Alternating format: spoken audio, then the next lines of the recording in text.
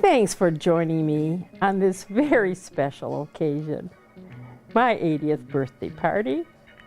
We are going to have a splendid celebration. I would like to share with you a few excerpts of the story of my life.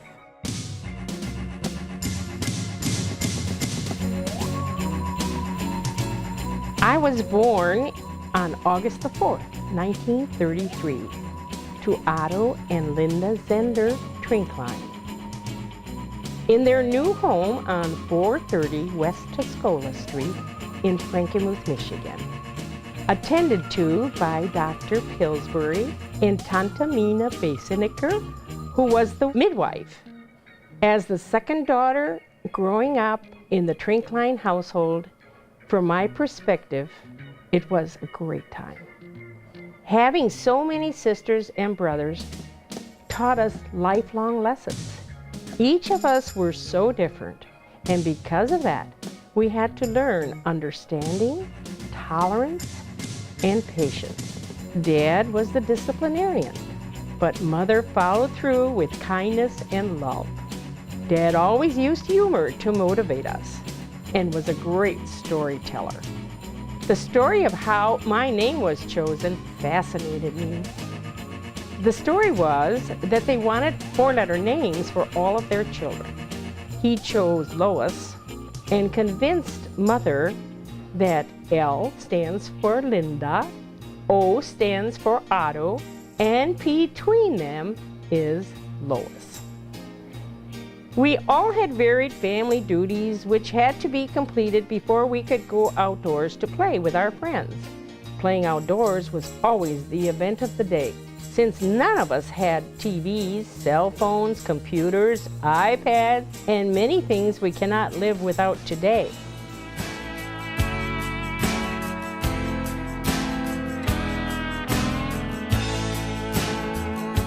The most delightful memory I have of my mother was on every Saturday morning when we would come downstairs for breakfast and she would have the kitchen table laden with fresh coffee cakes, cinnamon rolls, and donuts. No, I learned the love of baking yeast doughs from Mother.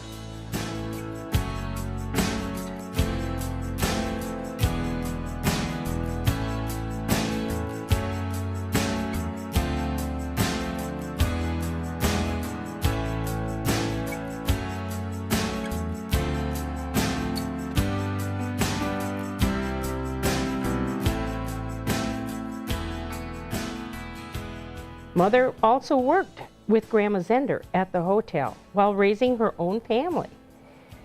Occasionally, she would take Ruth, me, and Jean to work with her, and Erming would parade us all around the dining room to meet the customers. The waitresses also gave us lots of attention.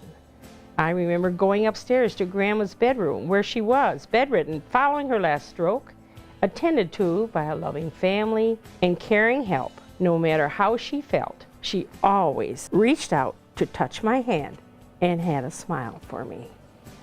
Now, Grandpa was special. For me, he saved many a morning I missed my 7:30 bus to Saginaw. When I called him, he'd tell me to be out in front promptly at 8 a.m. He arrived in his snub-nosed Chevrolet, dropping me off at the back entrance of school just in time to run up the stairs to my 8:30 homeroom attendance, as he went on to work at the Saginaw County Courthouse as Deputy Registrar for Probate Judge John P. Murphy.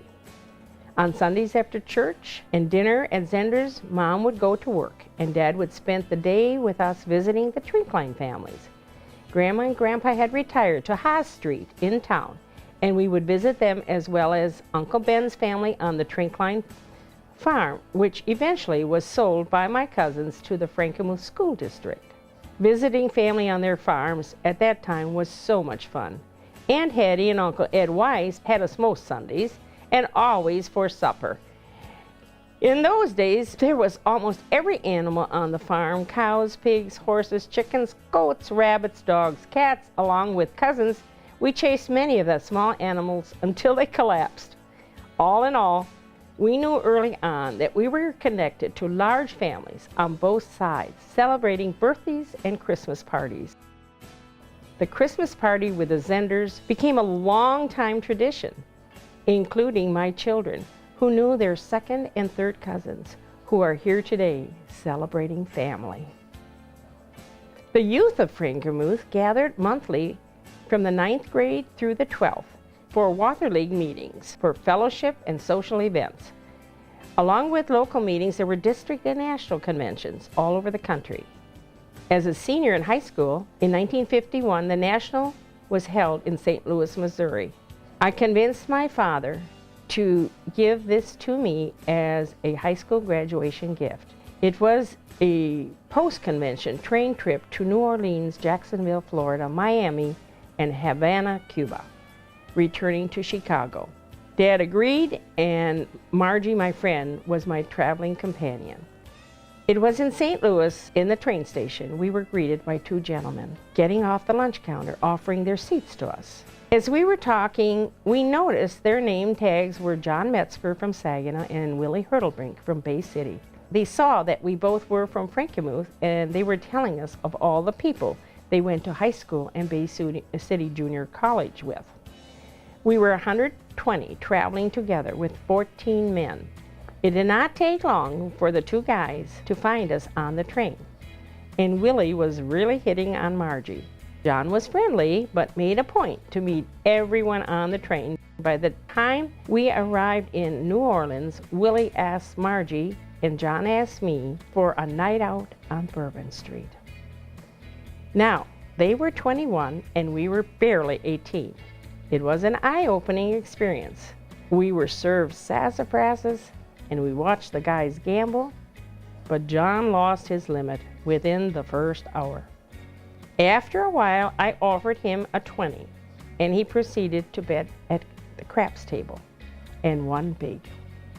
By the time we got to Miami, we were 4 couples, and John treated us all out for dinner and dancing at the Club Vagabond. It was on the moonlight cruise to Havana, Cuba, I fell in love with a wonderful man. We shared possibilities of meeting again at Houghton Lake, at our cabin, on the 2 weekends that he would be in training for the National Guards.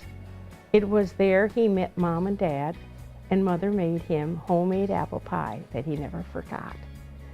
The romantic summer ended with my leaving for college at Valparaiso University, and he started his junior year at University of Michigan in the School of Business. Since dating through the rest of that year took place only at our Christmas break, I made an effort to transfer to Michigan and Michigan State as a sophomore in the School of Education. The school year was busy with me joining a sorority and attending an exchange luncheon with my sisters at the University of Michigan, as well as being John's guest for a weekend for a fraternity party. At the end of April, we were having Parents Weekend and with inter-sorority vocal competition. Dad, Jean, and Ermi and Peter were coming down for it. And the night before, I called home for something, and Jean answered the phone, telling me that she had bad news for me. She had just sealed an envelope in which she had sent me John's father's obituary. In order for me to believe it, I asked her to open the envelope and read the address and the names of the sisters. The shocking truth made the unbelievable a very sad moment. All I could do is write a letter expressing my sympathy and sadness over his and his family's loss. 2 weeks later, I received a letter from John sharing his feelings and the funeral experience, with over 1,000 people paying their respects to a man who had touched their lives at Metzger's service station and at St. Luke's Church. In the letter, he invited me to a friend's wedding. We so enjoyed being together again, dancing and meeting friends. 2 weeks later, one of my friends was going to be married, and I invited him to be my guest for dinner and the reception at Zender's. That evening, John shared with me that he canceled his plans to go on for his master's and felt compelled to take over the family business. With that new responsibility, he asked if I would be his partner as his wife. With a big hug and kiss, I accept it.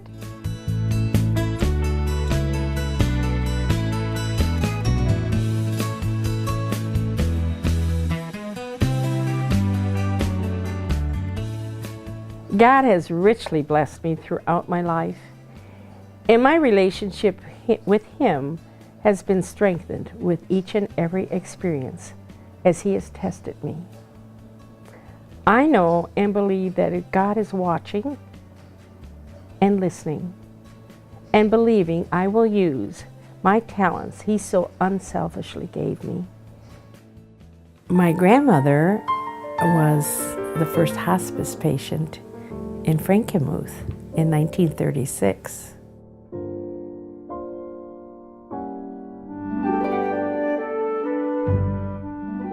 My husband was told he had 1.5 years to live by all the medical experts in bone cancer. But there came a day when he became so ill, he decided he needed more help, and he asked for hospice. They did everything to make his quality of life on a day-to-day basis as best as they could. The first day that he was on their treatment, that night, he woke up in the morning. He could not believe he had slept the night through. The week that my husband was dying, and he was in my home here with hospice, I was reading about my grandmother, and I came to July, and I realized I was reading my father's handwriting. She died then on July the 9th, 1936, with all her loving family around her. I was sitting with my legs elevated again, and my grandchildren said I needed to have an iPad. And I said, "What's that?" "Grandma, that's just what you need, because you can put it right on your lap, and you can do your emailing, and you can play your games, and you can do lots more. And you can even watch movies." Very wonderful listeners. Wonderful listeners. These people that are employed by Hospice of Hope are God's angels. And I call them God's angels to this day. They are sent. They are sent for a very special purpose. And I have been very fortunate to have been touched by them. I have been John's BW for 52.5 years, with blessings of 4 children and their families.